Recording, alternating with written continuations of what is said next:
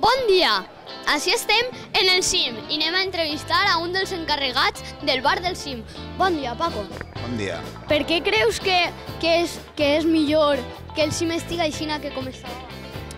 Home, doncs perquè des que nosaltres hem entrat, la nostra voluntat, el nostre projecte és dinamitzar això, que s'obri al públic, que la gent de totes les edats del barri pugui participar, que pugui tindre una oferta gastronòmica rica en bons aliments propers de la terra. El bar té un nom? Nosaltres el que hem volgut és, dintre de tota aquesta història que té el local, centrar el que és la part gastronòmica i sociocultural en el nom del musical, perquè és com popularment s'ha conegut, sempre respectant el nom de Centre Instructiu Musical, que és el nom històric que té l'entitat.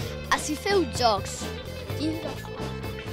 Pues per ara estan programades activitats per a xiquets, són el Teatre de Titelles, per exemple, que es va fer l'altre dia, que va vindre a Lluerna, hi havia també programat un parell de tallers, un de funk. I per als majors? Està la part gastronòmica, que és oferir menjar de qualitat a un preu assequible perquè tot el món pugui gaudir d'un menjar bo, i després activitats com teatre, balls de saló per als més majors, hi haurà també un teatre de l'oprimit, actuacions musicals. Creus que ha canviat molt el negoci des que el teniu vosaltres? Acudeix més gent? Home, jo sóc del pensar que això ho ha d'opinar la gent que ve, que és veritat que des que vam obrir en juliol fins al moment sí que ha entrat molta més gent i molta gent ha vingut a felicitar-nos per la feina feta, i sí que és veritat que hi ha més moviment des de bon matí fins a la nit. I fins així arribem amb l'entrevista amb Paco.